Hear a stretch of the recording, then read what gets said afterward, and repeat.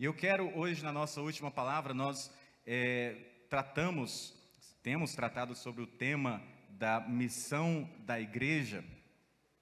E nós vimos um pouco, o que seria o texto-chave para a missão da igreja, que é a grande comissão do Senhor Jesus em Mateus capítulo 28.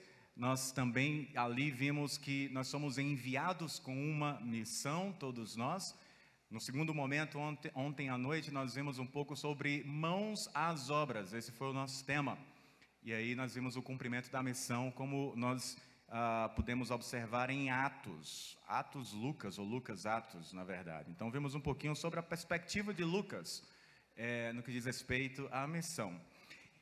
Então nós vimos Mateus, nós vimos um pouco de Lucas Atos. Hoje eu quero encerrar a minha participação e preparando também já para o pastor Heber, que chega mais tarde. Eu quero encerrar com um exemplo de uma outra testemunha que nós já encontramos em Atos, que é Paulo.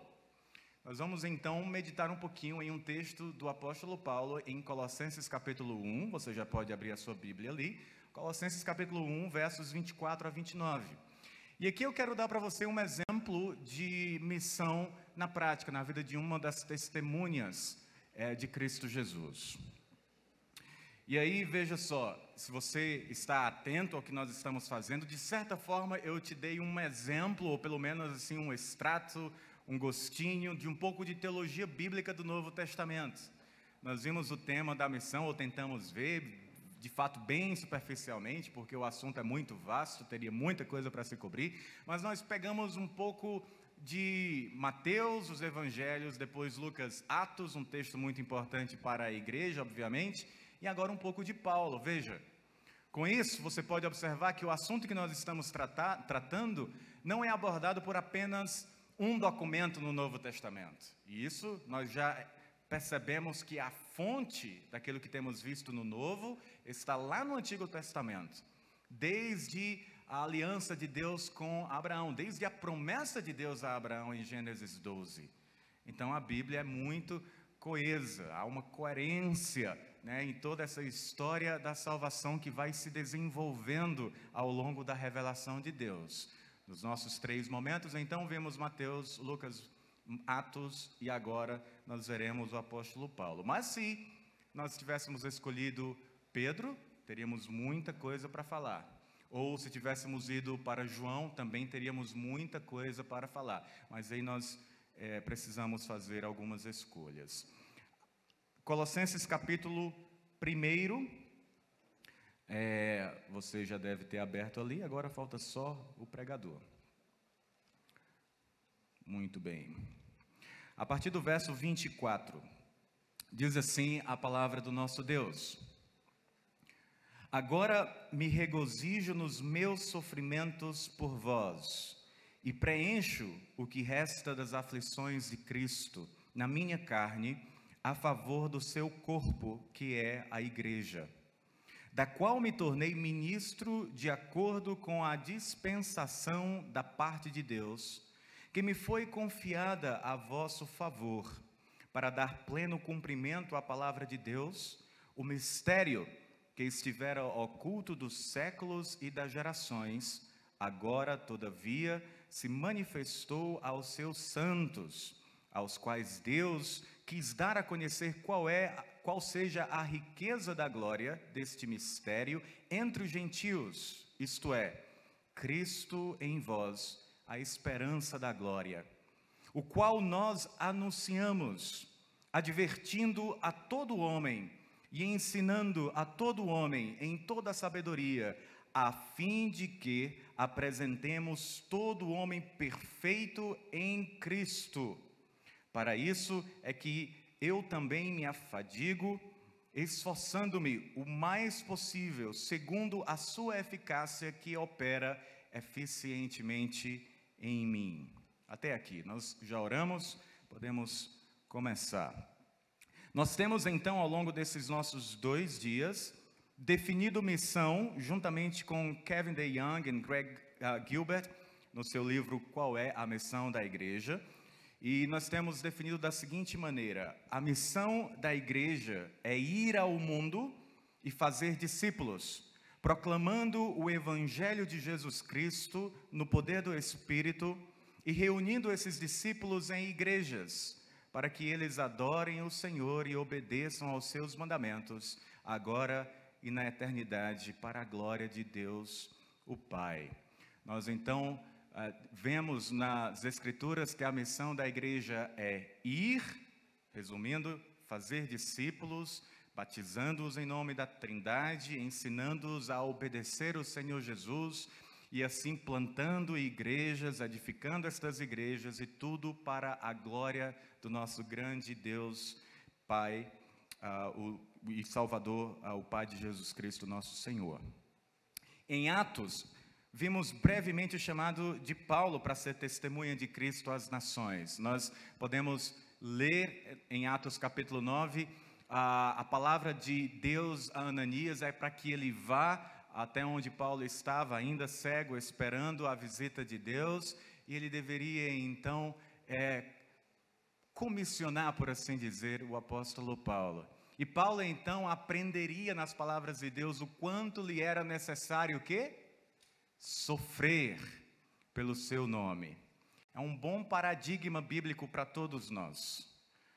Porque isso não é novo, não é um privilégio de Paulo somente sofrer por Cristo Jesus. Ou é? O Senhor Jesus nunca te enganou.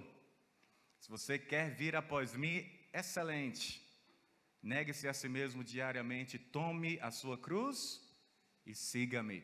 Nunca enganou ninguém. Sofrimentos fazem parte da vida cristã e da missão cristã. E ele foi chamado para ser uma testemunha de Cristo Jesus às nações, tanto a judeus e especialmente aos gentios, também um paradigma para nós. Nós todos somos chamados para sermos testemunhas de Cristo Jesus a todos os povos, até os confins da terra. Como o apóstolo Paulo desempenhou esse seu chamado? A missão. Como nós podemos aprender com o apóstolo sobre o nosso impacto no mundo? Como nós podemos impactar o mundo? Somos jovens, vamos transformar o mundo?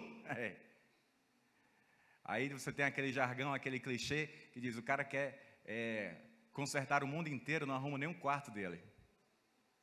É verdade. Às vezes a igreja quer consertar o mundo inteiro, reformar o mundo inteiro, mas não reforma a própria alma. Ainda vive intransformada, ainda vive distante do Senhor, não tem impacto algum. Talvez aparência de impacto real e bíblico em lugar algum. Como que Paulo nos ensina? Na prática, na maneira como ele desempenhou, na maneira como ele fez.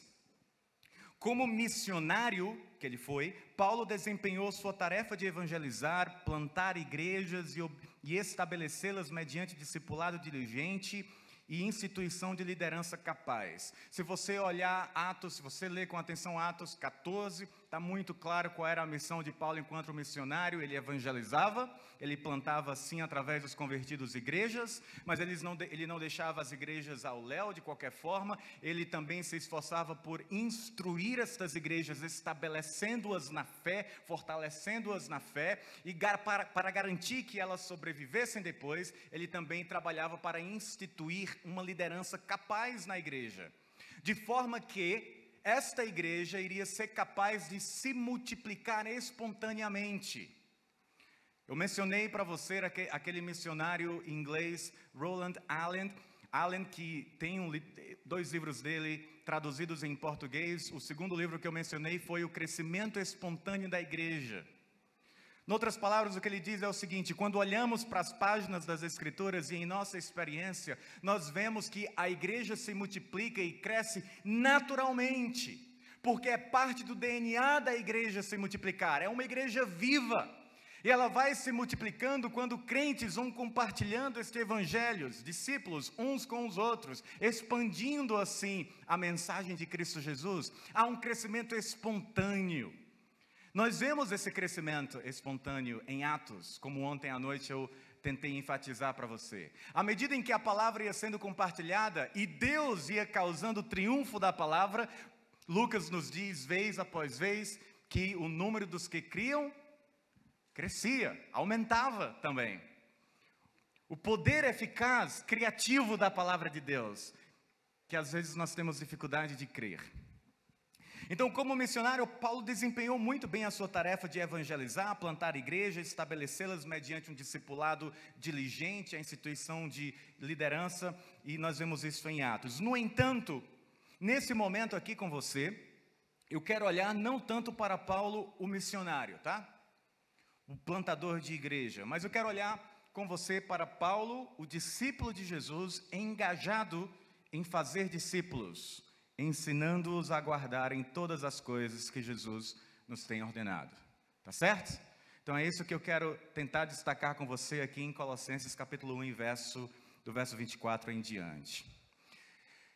R.C. Sproul, talvez você já tenha lido algum livro dele, temos vários em português, há vários aqui, Eleitos de Deus, é um dos mais conhecidos, talvez, mas tem vários outros. R.C. Sproul, que faleceu há pouco tempo, conta a história de um estudante universitário, que certa vez, após uma palestra dele, olhou para ele e perguntou o seguinte: como era quando o senhor era apenas um ministro?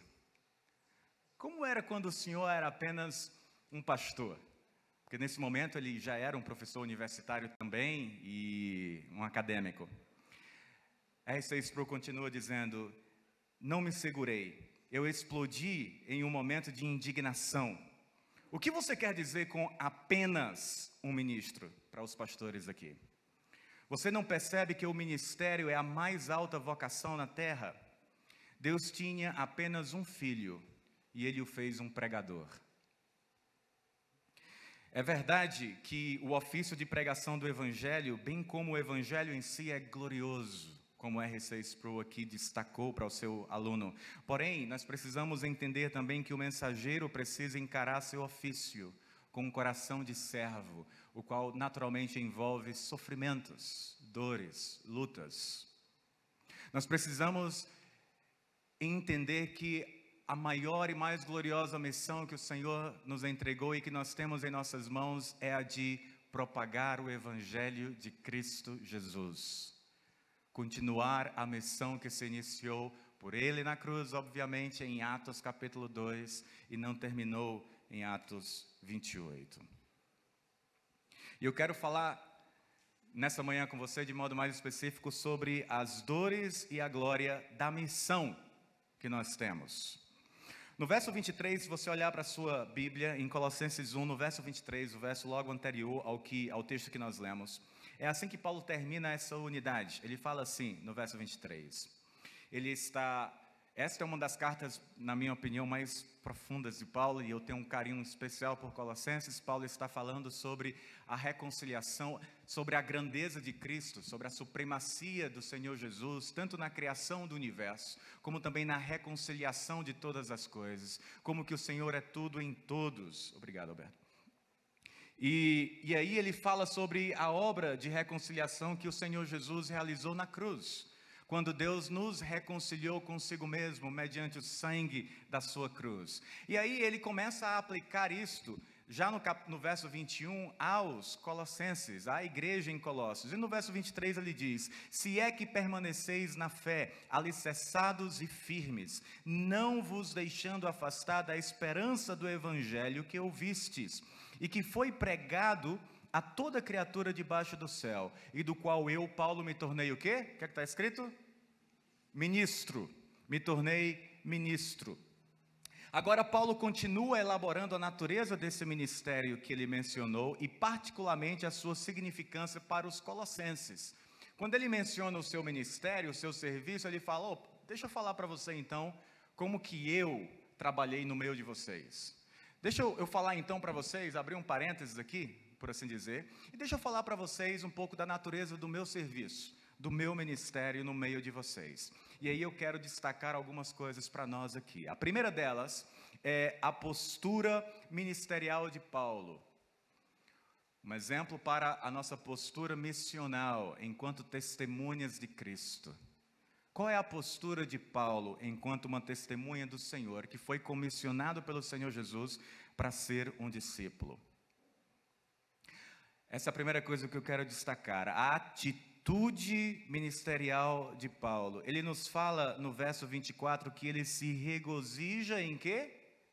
Nos meus sofrimentos por vós. Sofrimento com alegria, um daqueles maravilhosos paradoxos das Escrituras e especialmente do Novo Testamento. Nós somos chamados a nos regozijar no Senhor Jesus em meio aos sofrimentos, e não quando nós nos livrarmos deles. Você entende a coisa? Deus não é masoquista, Deus não tem prazer em nosso sofrimento, mas há um lugar especial para o sofrimento no nosso discipulado. Algo que nos aproxima do Senhor, que nos torna mais parecidos com Ele. Algo que molda o nosso caráter. Algo que você aprende como resultado de algum tipo de dor e sofrimento, provavelmente será uma lição que permanecerá na sua memória com muito mais impacto e força do que qualquer outra lição em qualquer outro momento de bonança na sua vida. Todos nós sabemos disso por experiência. Mas há muito mais. Esta é uma escola de Deus para o discipulado cristão. O Senhor Jesus passou por esses sofrimentos. E lembra o que nós citamos na nossa primeira mensagem, quando eu disse que há coisa pior do que sofrimento nessa vida. Há coisa pior do que miséria. Há coisa pior do que escassez. E há coisa muito melhor do que saúde plena e prosperidade nessa vida. Basta você lembrar das palavras do Senhor Jesus, de que adianta o homem ganhar o mundo inteiro e perder a sua alma. Paulo diz, eu me regozijo, não porque sofrimento é algo bom em si. Paulo não estava em dores e negando, em negação, fingindo para si mesmo ou para aqueles à sua volta que não estava doendo. Não era essa a ideia. É óbvio que doía. É óbvio. Ele lamentou o fato de ser abandonado por alguns dos seus companheiros. O apóstolo Paulo foi abandonado por alguns dos seus companheiros de trabalho. Ele lamentou todas essas coisas, mas ele podia se alegrar porque estava sofrendo pelo Senhor. E na missão que ele desempenhava, ele sabia que parte dela envolvia sofrimento. Então ele abre o verso 24 dizendo, agora me regozijo, tenho prazer nos meus sofrimentos. Por quem? Por vós. A igreja, os colossenses, e preencho o que resta das aflições de Cristo na minha carne, a favor do seu corpo, que é o que? A igreja de Deus. Então Paulo fala, eu me alegro nos meus sofrimentos, porque os meus sofrimentos produzem um benefício eterno para vocês, para o corpo de Deus. Como uma boa testemunha do Evangelho, como um bom seguidor de Cristo, eu imito o meu Senhor e eu faço isso por vocês e por isso tenho prazer. Nós vamos ver um pouco mais sobre isso. Como que os sofrimentos de Paulo, você pode perguntar, beneficiam a igreja em geral? Paulo fala de aflições aqui e eu preciso apenas destacar para você algumas poucas coisas para que nós possamos caminhar. Aflições, nesse texto em Paulo, não se referem a sofrimento e redenção ou um sofrimento vicário de Cristo Jesus em favor da nossa salvação. Essa não é a ideia de Paulo. Nós sabemos que Cristo sofreu em nosso lugar. Esse tipo de sofrimento nós chamamos de sofrimento vicário. A palavra bonita vicária significa substitutivo. Ele nos substituiu na cruz e sofreu as nossas dores, aquilo que era devido ao pecador por conta da lei, da punição da lei. E porque ele suportou toda a justiça de Deus na cruz, nós agora podemos ser salvos. Paulo não está dizendo que os sofrimentos de Cristo foram incompletos. É muito claro em todos os escritos de Paulo, inclusive em Colossenses, quando ele diz no verso 20 que nós já fomos reconciliados com Deus através do sangue da sua cruz. Não é essa a ideia, porque esses sofrimentos foram realizados ou foram sofridos por Cristo de uma vez por todas, para a nossa salvação. Isso tem a ver com outra coisa, é um outro tipo de aflições. Na literatura judaica, dentre várias interpretações, talvez essa nos explique um pouco melhor. Na literatura judaica da época de Paulo, e que ele era bem familiarizado, com a qual ele era bem familiarizado, havia menções aos sofrimentos messiânicos que seriam experimentados pelo povo de Deus nos últimos dias. E nós sabemos pelo Novo Testamento que o Senhor Jesus inaugurou os últimos dias. Isso é um importante pano de fundo para a nossa compreensão desse verso. E eu quero falar algo para você, te lembrar algo. Desde que Jesus veio e foi assunto ao céu, são cerca de 2000 anos, parece muita coisa, mas o fato é que o Senhor Jesus inaugurou, quando Ele veio, o último capítulo da história da humanidade. Nós estamos nele. E quando o Senhor retornar uma segunda vez, que pode ser hoje, enquanto eu falo, em qualquer momento, e então nós teremos esse último capítulo encerrado. E você e eu, você sem papai e mamãe, estará diante do Criador de todo o universo para prestar contas de sua vida. E ai daquele que chegar lá sem o seu advogado, Cristo Jesus. Com aquilo que Paulo fala em Colossenses capítulo 2, verso 15, com o escrito de dívida cravado na cruz, porque o Senhor assinou a nossa dívida, pagou e disse, está pago, cravado na cruz, ela não permanece mais contra nós. Ai daquele que não chegar com este escrito de Cristo Jesus diante do Senhor, dizendo, está pago.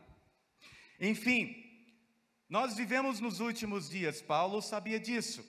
O que está faltando, portanto, e precisa ser preenchido, são as tribulações inevitáveis e necessárias, mediante as quais o reino de Deus enfrenta o domínio das trevas, dos quais nós somos libertos no verso 13 de Colossenses 1. Nós fomos libertos do domínio das trevas, isso é fato, mas você não foi ainda levado para um reino de contos de fadas. Você recebeu a incumbência de lutar contra o domínio das trevas. E nessa luta, há muito sangue, lágrimas e suor. Como membros do corpo de Cristo, o povo de Deus participa nos sofrimentos de Cristo. Paulo identifica o seu ministério com o ministério de Cristo. E nós sabemos que Cristo identificou o seu ministério com o ministério do servo sofredor de Isaías. Paulo, de modo semelhante, identifica o seu ministério com o ministério do servo sofredor de Isaías. Você pode voltar depois a Atos 13, 47 e em vários outros lugares onde Paulo se identifica como aquele que levaria luz aos gentios, e isso envolvia sofrimentos. Em 2 Coríntios, capítulo 1, nós temos uma boa explicação desses sofrimentos de Paulo em favor da igreja. 2 Coríntios capítulo 1, versos 5 a 6, Paulo nos diz: porque assim como os sofrimentos de Cristo se manifestam em grande medida a nosso favor, assim também a nossa consolação transborda por meio de Cristo. Mas se somos atribulados, é para o vosso conforto e salvação. Se somos confortados, é também para o vosso conforto, o qual se torna eficaz, suportando vós com paciência os mesmos sofrimentos que nós também padecemos. Eu não estou aqui para dizer para você que cumprir a missão é tarefa fácil, ou que ser discípulo de Jesus, inclusive, é tarefa fácil. Cumprir a missão, ser discípulo de Jesus, não é sinônimo de vir a um retiro todos os anos, de participar de cultos, de ir à igreja toda semana. É muito mais do que isso. É muito mais do que isso. Nós já falamos sobre o caráter de um discípulo em nossa primeira mensagem. E Paulo sabia que isso envolvia certa dose de sofrimento. Nós temos dores e glórias, glórias e dores. As duas coisas vão juntas na missão. Porque o ministério apostólico de Paulo é uma extensão do trabalho de Cristo no mundo, como era o trabalho das testemunhas em Atos. Paulo identifica seus sofrimentos intimamente com os sofrimentos de Cristo. Olhe para mim, John Piper, em um outro sermão, em um outro artigo também, ele fala o seguinte, falando especialmente sobre pregadores, mas isso vale para testemunhas de Cristo. Ele falou o seguinte: 1000 aflições preparam um homem para pregar. 1000 aflições preparam um homem, uma mulher de Deus, para testemunhar do Evangelho de Cristo. No Salmo 119, 71, o salmista nos diz: foi bom que foi afligido. Para quê? Para que aprendesse a tua palavra. Você viu o que o salmista está dizendo em cada verso do Salmo 119? O maior salmo das Escrituras, se você considerar um salmo, um capítulo, o maior capítulo da Bíblia, cada versículo louva e fala dos benefícios da palavra de Deus, todos eles, no Salmo 119. E o salmista considerava a palavra de Deus superior, muito mais importante do que qualquer benefício passageiro deste mundo. Foi-me bom, inclusive, ter sido afligido para que eu aprendesse a tua palavra. Martinho Lutero falava de 3 princípios na sua hermenêutica, no seu modo de interpretar a vida cristã. Ele falava de oração, meditação e sofrimento. Eu gosto muitíssimo de Paulo em Colossenses capítulo 1. Em Filipenses, perdão, capítulo 1. Ele está preso em Roma, a igreja de Filipos manda uma embaixada para visitar Paulo, porque afinal de contas é isso que a gente faz, a gente ama aquele irmão, ele está preso, ele deve estar precisando de alguma coisa. Lembre que naquela época, quando você estava preso pelo Império Romano ou qualquer outra autoridade, não tinha esse negócio do Estado te dar comida. Se os seus amigos não levassem comida para você, você morria de fome, o Estado não ia te dar nada, você estava preso.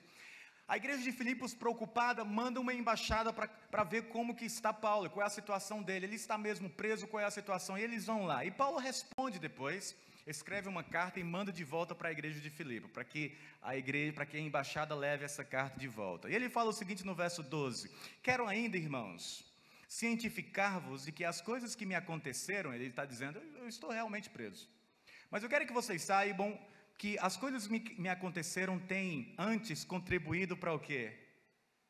O progresso do Evangelho. Lembra de Atos? O progresso do Evangelho, o progresso da palavra de Deus. Aqui nós temos um homem crente, experimentando prisão. E o que ele está dizendo, irmãos? A gente lê, às vezes muito rápido, Atos, e não entende que há períodos de anos entre um episódio e outro. Paulo ficou cerca de 5 anos preso. Só para você ter um pouco de perspectiva. Ele é preso em Jerusalém, ele passa um tempo em Cesareia preso, depois ele é levado para Roma, certamente entre 4 e 5 anos preso. Tá? Quando ele escreve 4 cartas da prisão, quando ele ministra a família de César na prisão, quase 5 anos. Não é pouca coisa. Não é algo que a gente pode negligenciar, achando que ele ficou preso uma semaninha. Mas esse homem preso a todo esse tempo, veja a preocupação dele, ou veja a prioridade dele. Eu quero que vocês saibam, eu sei que vocês estão preocupados, excelente, muito obrigado pela preocupação de vocês, isso é bíblico, é cristão, eu assim, me sinto encorajado, mas saibam que as coisas que me aconteceram têm antes contribuído para o progresso do Evangelho.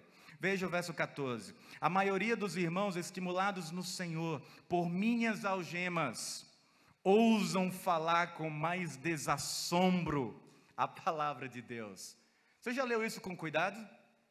Um homem preso falando isso. A minha prisão tem encorajado outros. Nós falamos de impacto na sociedade. Que tipo de impacto Paulo estava causando da prisão? Quando nós somos crentes e testemunhas em um bairro, testemunhas de Cristo, é impossível, eu te falo, que esse bairro não receba esta influência, não seja impactada por nossa presença, porque nós somos luzes, luzeiros, nós somos sal, é impossível que uma luz não ilumine em lugar escuro, está me entendendo? Por isso que o missionário inglês fala de crescimento espontâneo da igreja, é impossível essa igreja não progredir quando o evangelho progride. Paulo diz, os irmãos estão estimulados por minhas algemas, por minha prisão, e ousam falar com mais intrepidez, com mais desassombro a palavra de Deus. Alguns, ele diz no verso 15, efetivamente proclamam a Cristo por inveja e porfia. Alguns queriam acrescentar, jogar sal nas feridas de Paulo, pregando o evangelho para Paulo, querendo suscitar algum tipo de inveja nele.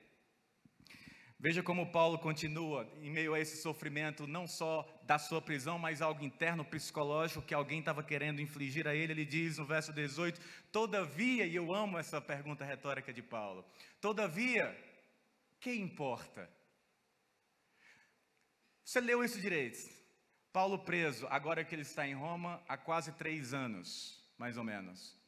Depois de falar de tudo isso, ele diz: olha, essa turma, além de minhas algemas, tenta me afligir ainda mais, pregando a Cristo por inveja. Mas Paulo fala assim: irmãos, mas o que importa? E daí, em outras palavras, e daí, uma vez que Cristo, de qualquer modo, está sendo pregado, quer por pretexto, quer por verdade, também com isso me regozijo, sim, e sempre me regozijarei. No verso 20, também agora será Cristo engrandecido no meu corpo. Você está vendo a prioridade de um discípulo de Jesus? Você consegue ver? Que Cristo seja engrandecido no meu corpo. Missões existem, porque não há adoração a Deus. Nós fazemos missões, nós cumprimos a missão para que os povos conheçam o Senhor, o temam e o adorem. Para isso Paulo vivia, para isso nós somos chamados.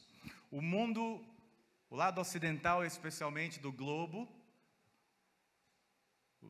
no trópico sul também, nós temos uma imensa dificuldade em conviver com uma ideia de sofrimento. Fazemos de tudo para evitar sofrimento. Eu não estou dizendo que você deve buscar sofrimento, a palavra de Deus não diz que você deve perseguir o sofrimento, mas você precisa ter uma atitude bíblica diante do sofrimento. Você precisa confiar no Senhor naqueles momentos de angústia e precisa ter como a maior ambição da sua vida, não uma vida livre de qualquer tipo de sofrimento, não uma vida de prosperidade, essa não é a nossa prioridade. Cristo não nos chama para sermos ricos, saudáveis, bonitos, influentes, no que quer que seja que você faz, o melhor. A sua prioridade é glorificar a Deus em tudo, em todos e na missão. Nós somos chamados a proclamar o Evangelho, que é loucura, tolice para os gregos, filósofos, sábios, escândalo para os judeus religiosos. Essa é a nossa mensagem, e esse é o nosso objetivo, que importa. Essa é a primeira coisa, essa é a atitude de Paulo diante da missão. Saia do seu conforto. O seu filho não é a sua prioridade é inculcar no seu filho o conhecimento do Deus Todo-Poderoso, para que ele seja um servo do Senhor. A sua missão é proclamar o Evangelho de Cristo e fazer discípulos, é ver Deus glorificado em tudo que você faz. Essa deve ser a sua ambição. Se você é chamado por Deus, vocacionado para ser um advogado, vocacionado para ser uma dona de casa, vocacionado para ser um médico, vocacionado para ser missionário, não importa, em tudo a sua ambição deve ser a glória de Deus. Eu faço medicina para a glória de Deus. Eu faço contabilidade para a glória de Deus. Faço administração de empresa para a glória de Deus. E assim eu cumpro a missão que em todas as oportunidades que eu tiver, eu estou disposto e esperando um momento certo para fazer discípulos, para que adorem ao Senhor. Esse é o nosso alvo. Essa é a nossa missão. Essa é a atitude de Paulo. Mas em segundo lugar, qual é a incumbência da missão de Paulo? Qual é a obrigação que Paulo tem? Qual é a incumbência do seu ministério? Veja os versos 25 a 27, voltando para Colossenses 1. Ele fala que ele se tornou ministro, que se regozija pelos sofrimentos em favor do seu corpo, do corpo de Cristo, que é a igreja, dessa igreja, é isso que ele quer dizer, da qual me tornei ministro de acordo com a dispensação da parte de Deus, que me foi confiada a vosso favor para dar pleno cumprimento à palavra de Deus. Primeira coisa que ele fala é que a sua incumbência é pregar a palavra. Está percebendo como Paulo está indo aqui nos passos de Cristo Jesus e da sua grande comissão? Pregar a palavra de Deus, da qual me tornei ministro, de acordo com a dispensação da parte de Deus que me foi confiada para dar pleno cumprimento à palavra de Deus. Qual é a fonte do ministério de Paulo? O próprio Deus. Qual é a fonte da nossa missão? A base? Cristo Jesus, o próprio Deus que nos enviou. Não foi Ele que nos enviou? Que enviou a igreja? Ele é a fonte, Ele é a base. Paulo havia sido tomado por Deus, agraciado com o dom do Espírito Santo e guiado por Deus para o ministério. Relembre a sua experiência em Damasco. Paulo foi encontrado por Deus, como todo crente verdadeiro, um dia foi encontrado por Deus no seu próprio caminho a Damasco. Spurgeon, naquele livro, eu acho que é naquele livro Lições aos Meus Alunos, é isso mesmo? Lições aos Meus Alunos, o título. Eu acho que é naquele livro que ele fala isso. Ele conta o exemplo desse jovem que uma vez chegou lá na sua escola de pastores e falou para ele: eu quero estudar aqui, eu quero me matricular, eu quero ser um pregador do evangelho. Naquela época, gente, só para deixar a coisa em contexto e você não achar que Spurgeon era tão bruto. Naquela época você pregava sem microfone. Spurgeon pregava para cerca de 5.000 pessoas no gogó, sem microfones. Consegue imaginar isso? Então, você tinha que ter uma boa voz para poder pregar o evangelho naquela época. Quando ele olhou para aquele rapaz, ele era franzinozinho, assim, tipo Nicolás. Ele olhou para ele e falou assim: esse daqui não tem garganta para isso não. Esse não tem saúde não. Aí falou: não, você não tem permissão, você não vai entrar na minha escola. Eu te digo uma coisa, esquece essa besteira. Esquece isso, você não foi chamado para isso não. Spurgeon foi, tá, é difícil defender. Mas aí depois o jovem falou para ele: senhor Spurgeon, eu entendo e respeito, mas a única maneira do Senhor me impedir de pregar o evangelho é se o Senhor cortar a minha garganta. Ele falou: deixa eu te dar um papel novo aqui, um formulário novo aqui, você vai ser aceito agora, deixa eu assinar a sua matrícula. E ele disse: é essa atitude, Jeremias nos fala sobre a palavra de Deus: e a tua palavra me está no coração como fogo ardente, estou cansado, fatigado de contê-la e já não posso mais, tenho que falar. Paulo diz: sou constrangido, o amor de Cristo nos constrange. Ele diz: ai de mim, Paulo, se não pregar o evangelho. Para ele era uma obrigação, era uma incumbência, óbvio, era um mandamento divino para se fazer. Mas era também prazeroso, como é para mim, como é para você, para quem testemunha de Cristo Jesus, para quem é filho de Deus. Que alegria é ver outros, através do poder do Espírito do nosso testemunho, sendo tornados filhos e discípulos, filhos de Deus e discípulos de Cristo Jesus. Pregar a palavra, anunciar o reino. Paulo usa a palavra ministro aqui, mais de uma vez eu já mencionei isso para você. Já no verso 23 ele introduz esse assunto de ministro, e isso fornece uma transição para essa sessão aqui. Mas é verdade que a palavra ministro convém uma ideia um pouco diferente nos nossos dias, né? Denota algo, ela traz algumas imagens de algo excelente, né? O ministro do Supremo Tribunal Federal, o ministro disso, daquilo outro, é um cargo importante. Cargo importante. O pastor é um ministro, é um cargo importante, glorioso. É glorioso. É glorioso porque nós estamos aqui levando adiante o ministério do próprio Senhor Jesus. Mas a palavra ministro que Paulo usa é a palavra para servo. Não está entendendo?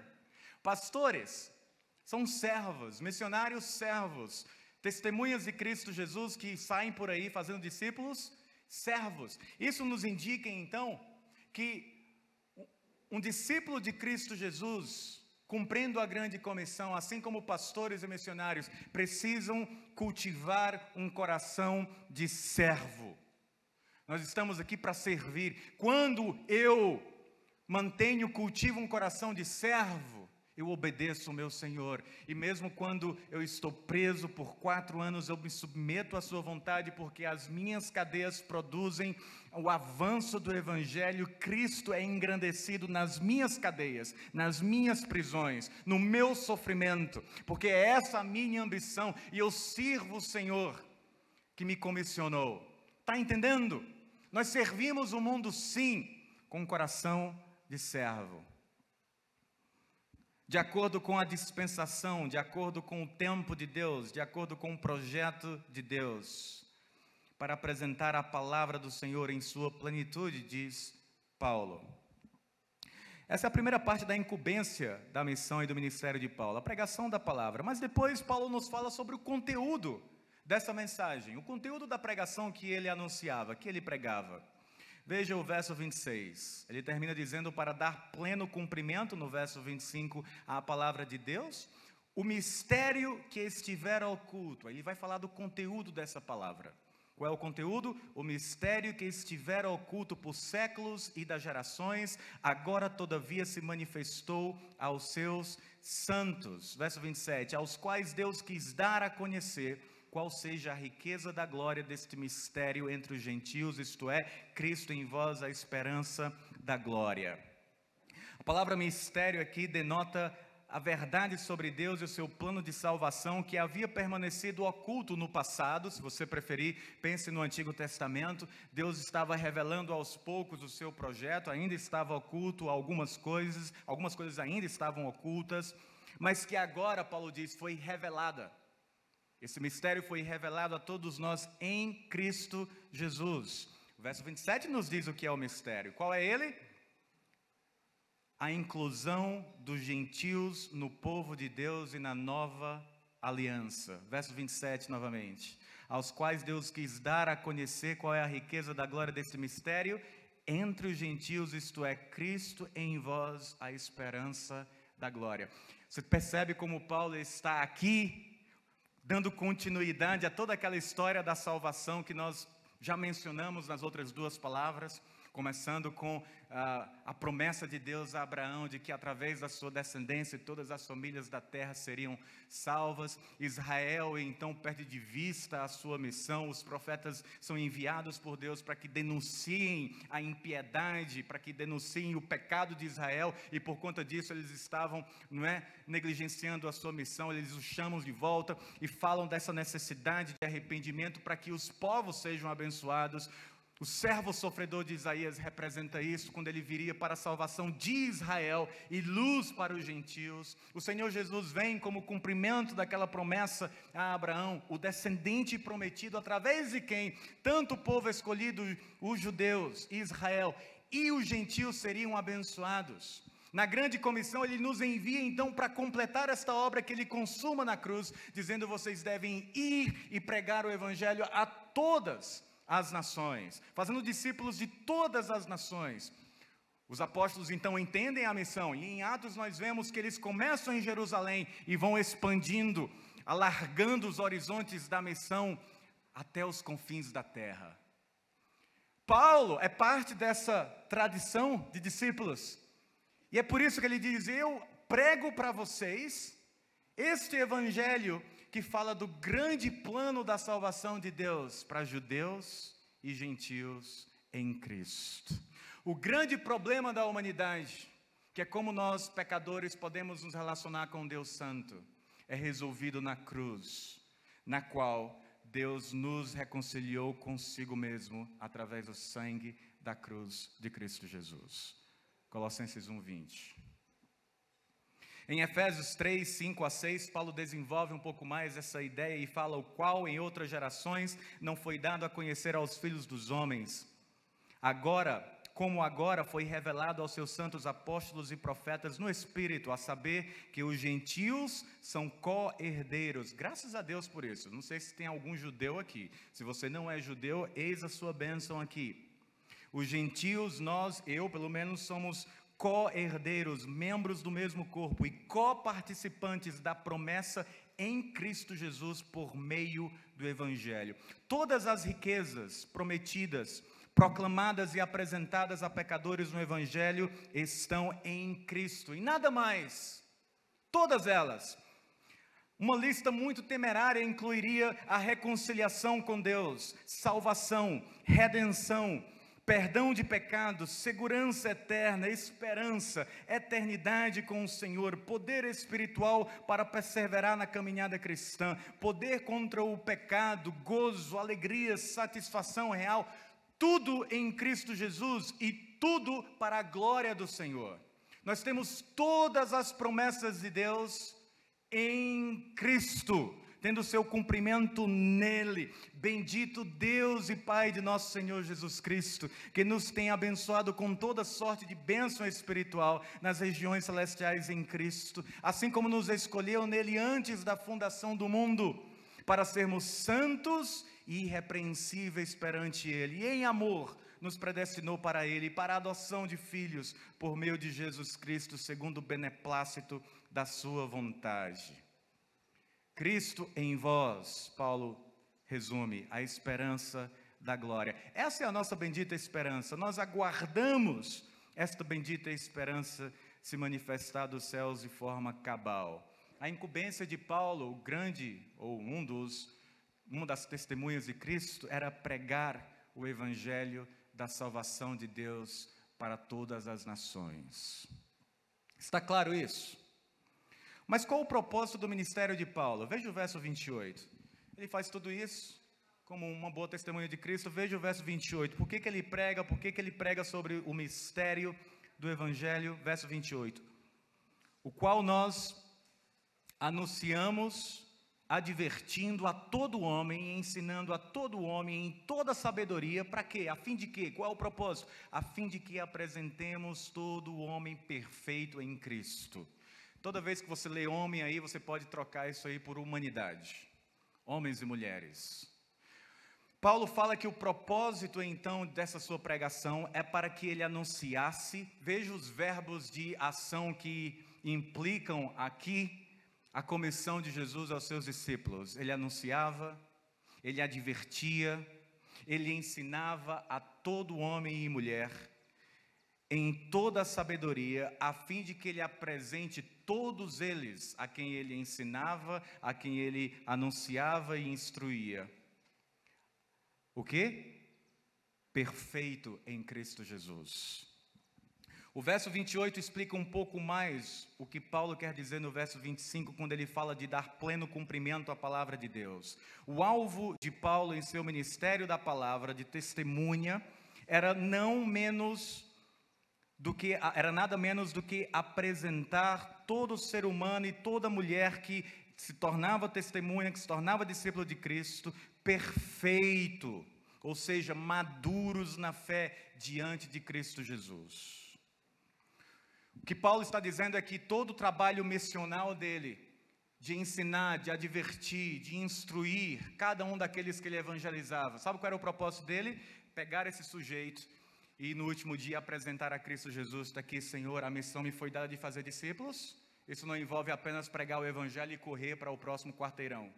Está aqui, fiz discípulos, eu discipulei, eu treinei, e eu estou apresentando este ser aqui, este indivíduo maduro diante de ti. Um cristão mais maduro. Esse foi o meu trabalho. Esse era o propósito. E esse é o propósito da nossa missão. Fazer o quê? Discípulos de todas as nações. Como que Paulo pretende alcançar esse alvo? Através do ensino, da pregação constante, diligente da palavra de Deus. Não há nenhum outro meio de transformação real senão através da palavra de Deus. Não duvide por um instante sequer o poder que essa palavra tem pelo Espírito Santo, de transformação, de impacto. Aí, como resultado, você vai ver escolas cristãs que refletem este evangelho. Você vai ver crentes envolvidos em hospitais sem problema nenhum, mas isso é um resultado da transformação que a palavra de Deus causa no coração de indivíduos, no fato de que nós temos discípulos em todas essas esferas da vida, influenciando, abençoando, impactando. Como você impacta a sua escola, como que você é luz, testemunha de Cristo, como que você cumpre a grande comissão lá na sua escola, na sua faculdade,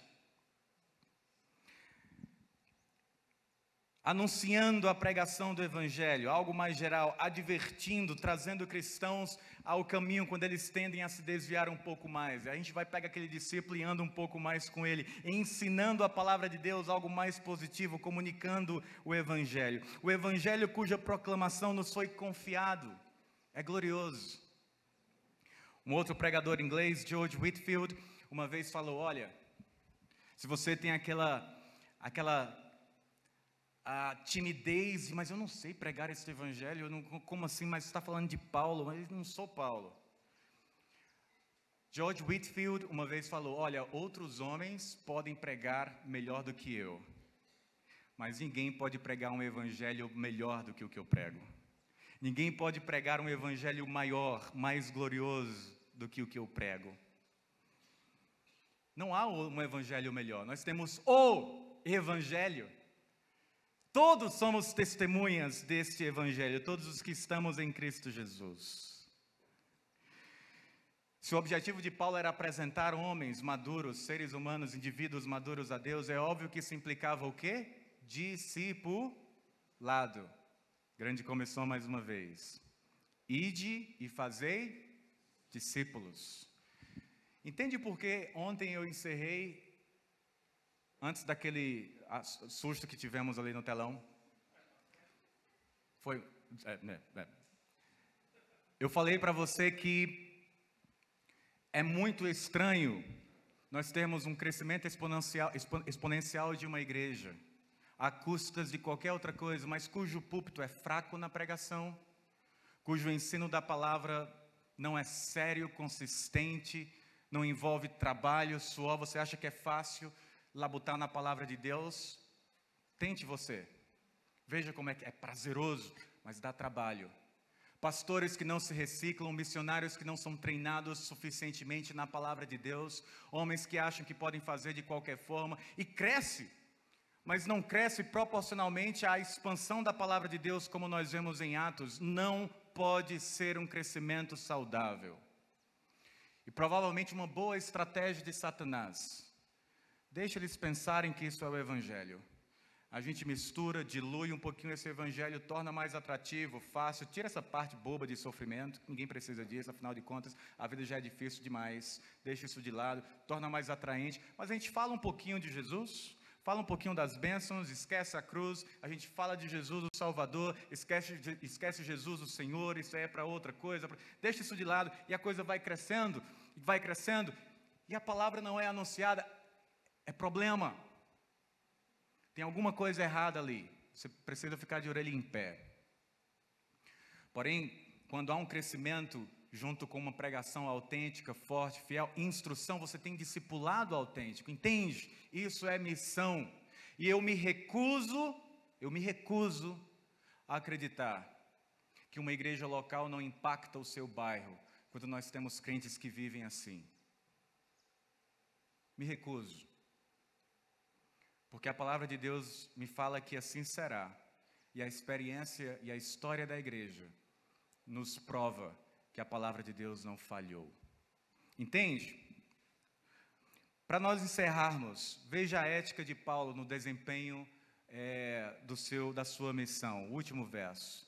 Para isso é que eu também me afadigo, esforçando-me o mais possível, segundo a sua eficácia que opera eficientemente em mim. Você percebe como Paulo acaba colocando um monte de sinônimos, um monte de coisa que parece redundante ao mesmo tempo para trazer uma ênfase maior?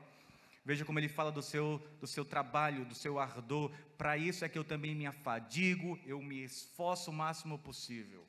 Eu trabalho. Escrevendo aos Coríntios, Paulo fala que ele trabalhou muito mais do que todos os outros apóstolos. Talvez a ideia é, eu trabalhei muito mais do que todos os outros juntos.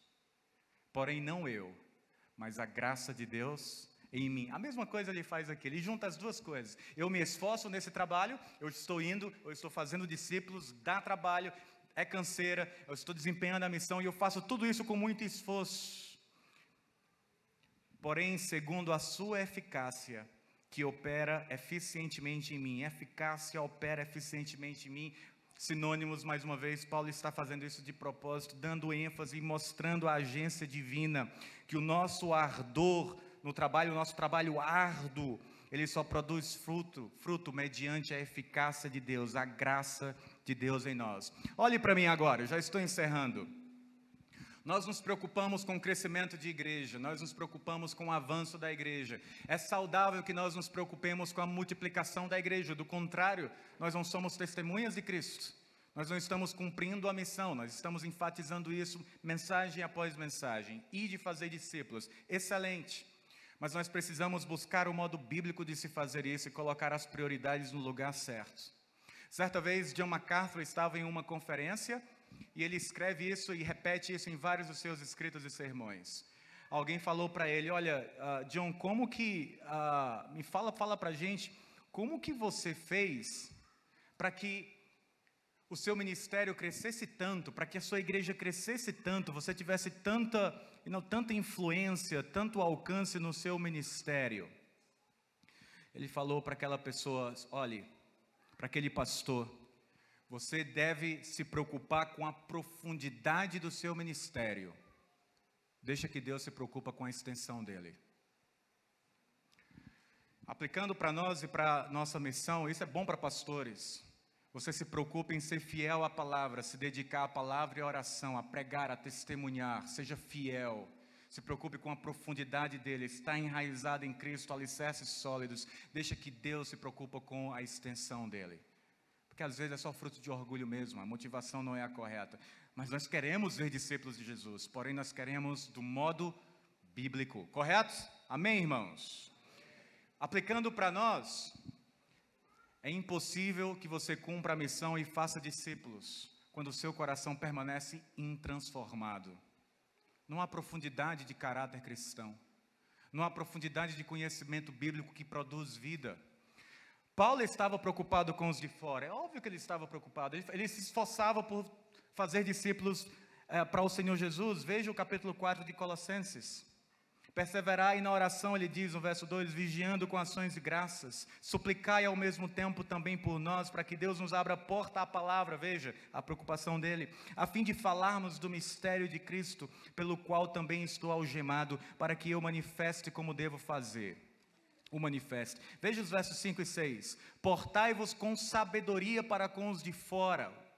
Aproveitai as oportunidades, a vossa palavra seja sempre agradável, temperada com sal, para saberdes como deveis responder a cada um. Sabe como que Paulo sabe que a igreja fará essa diferença para com os de fora e andará com sabedoria e aproveitará cada oportunidade? Porque ao longo da carta ele fala de como esta igreja é capaz de produzir um impacto. No capítulo 3 e verso 17 ele fala: revesti-vos, pois, como eleitos de Deus, santos e amados, de ternos afetos de misericórdia, de bondade, de humildade, de mansidão, de longanimidade, suportai-vos uns aos outros. Ele vai dar uma lista de virtudes, uma lista de vícios que nós devemos tirar e mortificar. Paulo fala: uma igreja que influencia, se preocupa com a profundidade de sua vida cristã. Ela é santa. Primeiro há uma transformação interna em santidade. E só então a luz do Evangelho brilha. Só então os homens, só então a sociedade vê as nossas boas obras e faz o quê? Glorifica a Deus que está nos céus. Em Atos 2, eles admiravam a igreja pelo que eles viam a igreja fazer entre eles. Em Atos 5, quando Ananias e Safira são mortos por mentirem a Deus, o texto nos diz que toda a comunidade ao redor temeu a igreja e não se atrevia a se aproximar deles.